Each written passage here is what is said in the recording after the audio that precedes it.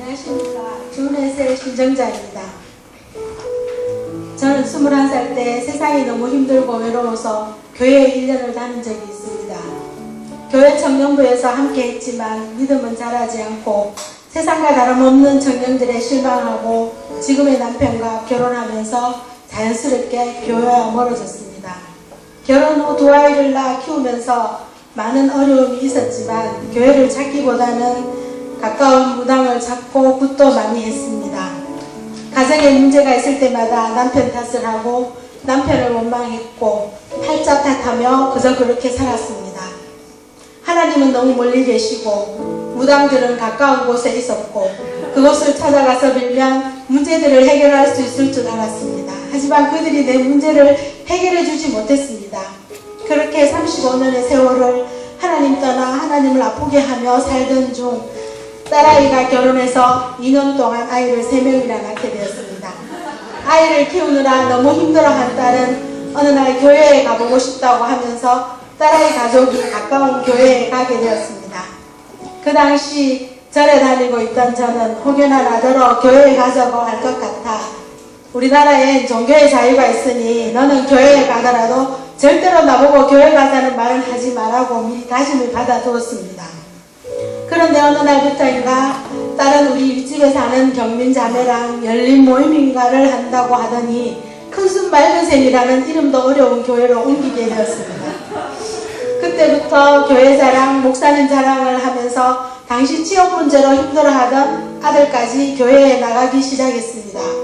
제가 알기론 교회에 주일과 수요일에 가면 되는 줄 아는데 일주일에 거의 3, 4일은 교회에 가는 겁니다. 교회에 너무 빠지는 것 같아 이상한 교회가 아닌가 하는 생각에 딸에게 말을 꺼냈고 이상한 교회인지 아닌지 엄마가 직접 알아보라는 딸의 말에 거절 못하고 걸려들어 열린 모임을 할 수밖에 없었습니다. 어쩔 수 없이 하는 열린 모임이었지만 나에게 열린 모임 하는 사람 역시 자기의 귀한 시간을 내어서 오는 거라 7주 동안 약속한 시간에 딸의 집에서 열린 모임을 하게 되었습니다. 의무적으로만 앉아 영접도 하지 않고 몇 주를 그냥 보냈습니다.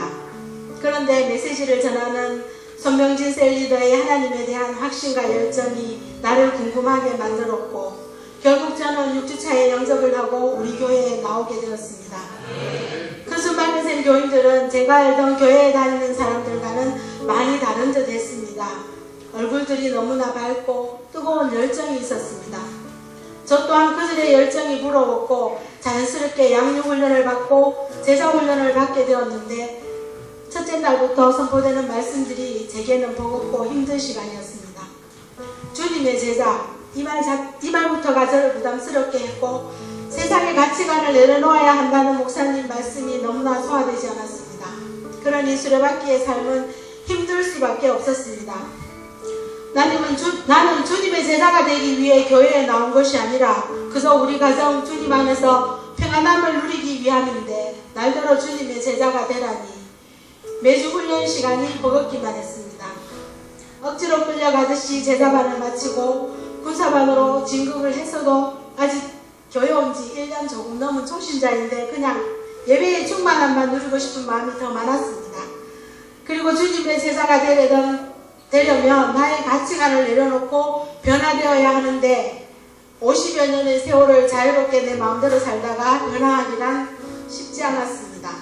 나를 바꾸려는 목사님의 가르침과 바뀌지 않으려는 저와의 영적 싸움이었습니다. 매일 돌려야 하는 수레바퀴의 삶이 힘들었고 저는 자연스럽게 가락을 하게 됐습니다.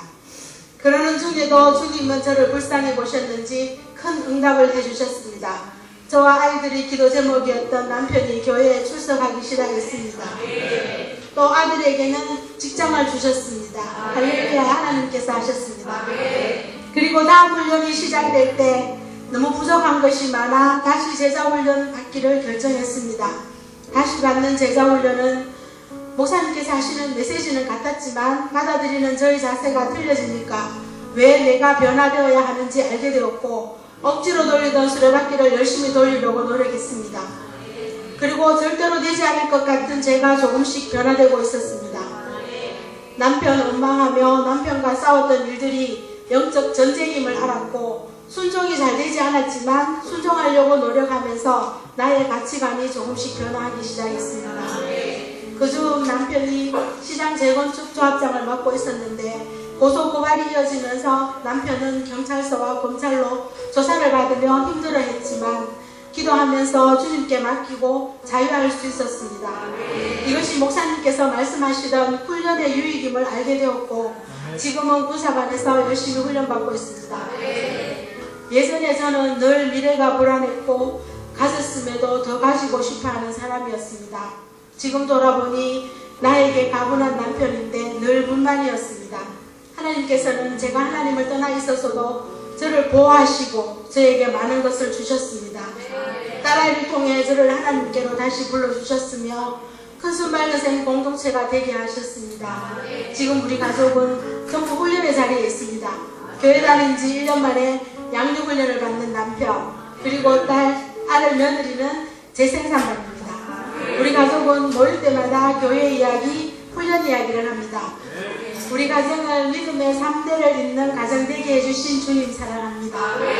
김대원 목사님을 저희 스승으로 보내주셔서 그냥 그렇게 살다가 죽을 수밖에 없던 나에게 가치로운 삶이 어떤 것인지 가르쳐 주시니 얼마나 감사한지요.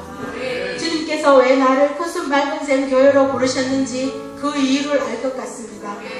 너는 그리스도 예수의 좋은 병사로 나와 함께 고난을 받으라. 병사로 복무하는 자는 자기 사생활에 얽매이는 자가 하나도 없나니 이는 병사로 모집한 자를 기쁘시게 합니다. 디모데후서 2장 4절 말씀. 아멘. 35년을 제 속에서 하나님을 아프게 하였지만 그럼에도 저를 잊지 않으시고 주님께로 불러주셨으니 더 훈련받아 진정한 주님의 제자가 되기 원합니다. 주님이 부르실 때 언제든지 네 하고 달려갈 수 있게 더 변화되겠습니다. 아직은 자갈밭이지만 자갈 골라내는 훈련으로 좋은 밭 되기를 소망합니다. 남은 군사훈련, 재생산 훈련을 사모하면서 변화되고 새로워지기 원합니다. 나를 훈련으로 변화되게 해주시고 주님께서 내게 주신 사명, 그 사명이 어떤 것인지 알게 해주신 목사님 감사합니다.